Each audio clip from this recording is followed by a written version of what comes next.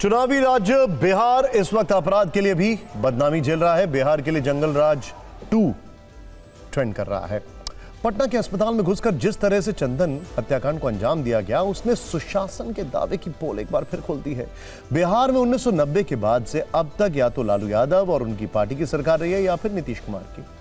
देखिए, सवाल यह है कि किसके शासन को जंगल राज माना जाए। आज हम आंकड़ों के साथ इस सवाल का जवाब देंगे। बिहार के अस्पतालों में हत्याकांड का इतिहास भी जानेंगे, लेकिन पहले चंदन मिश्रा मर्डर केस से जुड़े अपडेट्स और कुछ लेटेस्ट तस्वीर देख लेते हैं। देखिए, सबसे लेटेस्ट अपडेट यह है कि पटना के पारस अस्पताल में अपराधी एक दो नहीं बल्कि 15 राउंड फायरिंग करके गए थे। सोचिए, राजधानी पटना में दिन दहाड़े 15 राउंड फायरिंग होती है। इस दौरान चंदन की जान चली गई, जबकि एक शख्स घायल है। पुलिस ने इस मामले में अस्पताल के 10 गार्ड से पूछताछ की। अब वो वीडियो जो हत्या से पहले पारस अस्पताल के बाहर खड़े होकर प्लानिंग करने का है, वो देखते हैं। तौसीफ समेत कुल 6 अपराधी अस्पताल पहुंचे थे। इनमें 4 ने कैप पहनी थी, जबकि एक हेलमेट पहने दिख रहा है। अस्पताल में घुसने से पहले तौसीफ सबको एक एक चीज समझाता दिखाई दे रहा है। इशारों से कुछ दिखा रहा है, जैसे बता रहा हो कि कैसे हत्या करनी है और फिर कैसे किधर से भागना है, एग्जिट कहां लेनी है।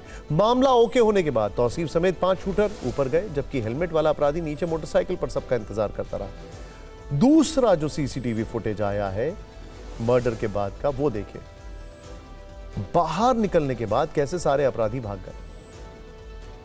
कमरा नंबर 209 में खूनी खेल खेलने के बाद सब उसी जगह पहुंचे जहां हेलमेट वाला अपराधी खड़ा था। नीचे खड़ा शूटर पहले से अलर्ट था, लिहाजा जैसे ही ऊपर से 5 आए, मोटरसाइकिल से सब के सब तुरंत भाग निकले। तीसरी तस्वीर पुलिस और प्रशासन के लिए तमाचे जैसी।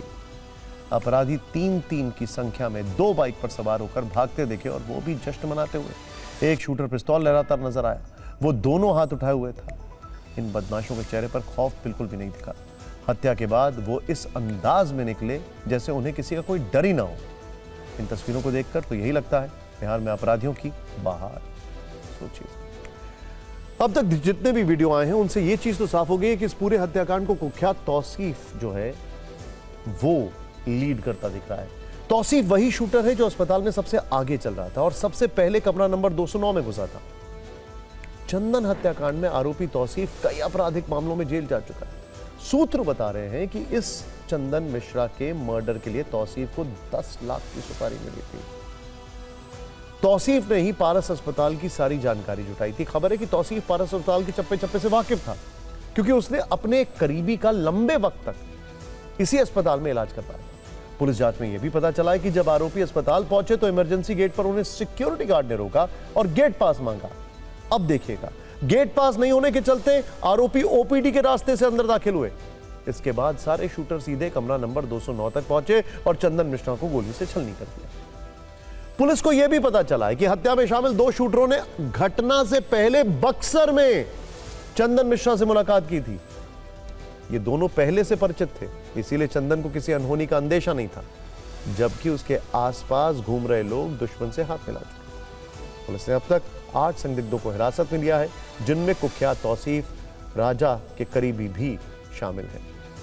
इनसे पूछताछ में कई नाम जो है वो सामने आने की संभावना है। चंदन मिश्रा केस में आरोपी हत्यारे तौसीफ पर नई जानकारी सामने आई है। वो विधानसभा चुनाव लड़ना चाहता था, वो पशुपति पारस की पार्टी से जुड़ा था। तौसीफ ने अपना पोस्टर भी बनवाया था, जिसमें उसने अपना परिचय एक समाज सेवी के तौर पर दिया था। बताइए, लेकिन पटना के अस्पताल में तौसीफ का समाज सेवी वाला नहीं बल्कि शूटर वाला रूप दिखा है। सवाल है कि तौसीफ को चंदन की सुपारी किसने दी। पुलिस ने आज इसका पता भी लगा लिया है। पुलिस सूत्रों के मुताबिक पुनिया जेल में बंद शेरू सिंह नाम के बदमाश ने चंदन मिश्रा की हत्या करवाई है। चंदन और शेरू कभी जिगरी दोस्त थे और मिलकर गैंग चलाते थे, लेकिन आरा में बड़े ज्वेलरी शोरूम में हुए लूट कांड के बाद पैसों के बंटवारे को लेकर दोनों में विवाद हुआ। इसी विवाद के बाद दोनों एक दूसरे के दुश्मन हो गए और बात मर्डर तक पहुंच गई। एक थ्योरी यह भी है कि इस हत्याकांड के तार एक कद्दावर नेता से जुड़ रहे हैं। सूत्रों के मुताबिक इस नेता के एक राइट हैंड का पिछले दिनों कत्ल हुआ था और उसी का बदला चंदन की हत्या करके लिया गया।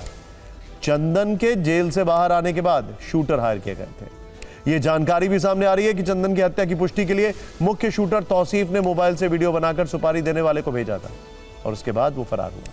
सीसीटीवी में भी ये दिखा था कि 4 शूटर एक साथ पहले बाहर निकले थे और कुछ सेकंड बाद तौसीफ अकेले बाहर आया था।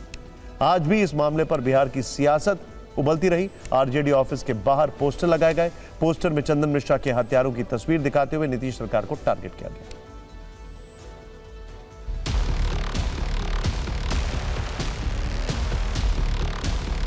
पटना के आरजेडी के प्रदेश कार्यालय के बाहर एक पोस्टर लगाया गया है, कटाक्ष भी किया गया है, बिहार में काबा। तो पहली तस्वीर के नीचे लिखा गया है कि अपराधियों के राजबा, फिल्मी अंदाजबा, अस्पताल में गोलियों की बौछार बा। यानी कि कल जो पारस हॉस्पिटल में जो घटना हुई है, 5 लोग अंदर प्रवेश करते हैं और चंदन मिश्रा की गोली मारकर हत्या कर देते हैं। एक अस्पताल में घुस करके 5 लोग बिना चेहरा ढके हुए, they come, they kill and they walk away. और ये एक घटना नहीं है, प्रतिदिन घटना हो रही है। इसके लिए कौन रिस्पॉन्सिबल है? यहाँ फैक्ट फाइंडिंग टीम आएगी कि नहीं? तो आज अगर कोई घटना होती है तो उस पर कार्रवाई भी होती है। वहाँ पर मुख्यमंत्री कोई मांडवली नहीं करते बीच कि मैं बीच बचाव कर सेटलमेंट करा दूंगा। अब आपको उस सवाल का जवाब देते हैं जो हमने शुरू में उठाया था। बिहार में अस्पताल में घुसकर मारने की पहली घटना नहीं है। पारस हॉस्पिटल की वारदात के बाद लोगों को 27 साल पुरानी एक खौफनाक वारदात याद आ गई। चंदन का मर्डर, ब्रज बिहारी प्रसाद की हत्या की याद दिला गया। 13 जून 1998 के दिन ब्रज बिहारी प्रसाद पटना के ही IGIMS अस्पताल में टहल रहे थे। उसी वक्त कार से उतरे अपराधियों ने AK-47 की मैगजीन उन पर खाली कर दी थी।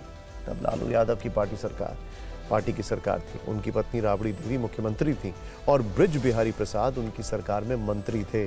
दोनों घटनाओं के बीच भले ही 27 साल का अंतर है, लेकिन शहर और पैटर्न एक जैसा है। तब यूपी के कुख्यात गैंगस्टर श्री प्रकाश शुक्ला के गैंग ने ब्रज बिहारी हत्याकांड को अंजाम दिया था। 17 जुलाई को उसी स्टाइल में अस्पताल में घुसकर चंदन हत्याकांड को भी अंजाम दिया गया, जिसका शक शेरू गैंग पर है। इस घटना के बाद ऐसा लगा जैसे बिहार अपने इतिहास को दोहरा रहा है। विपक्ष नीतीश सरकार के सुशासन की तुलना जंगल राज से कर रहा है, तो जेडीयू लालू यादव के जंगल राज की याद दिला रही है। सवाल यह है कि किसके शासन को जंगल राज माना जाए, लालू यादव या फिर नीतीश कुमार? इसे अपराध के कुछ आंकड़ों से समझने की कोशिश करते हैं। हालांकि आंकड़े अक्सर कंप्लीट पिक्चर नहीं देते हैं। चलिए देखते हैं। 1990 से लेकर आज तक या तो लालू यादव मुख्यमंत्री रहे या उनकी पत्नी राबड़ी देवी या फिर नीतीश कुमार। बीच में कुछ दिनों के लिए जितन राम मांझी सीएम बने थे, लेकिन मोटे तौर पर पहले के 3 नेताओं का ही लंबा कार्यकाल रहा।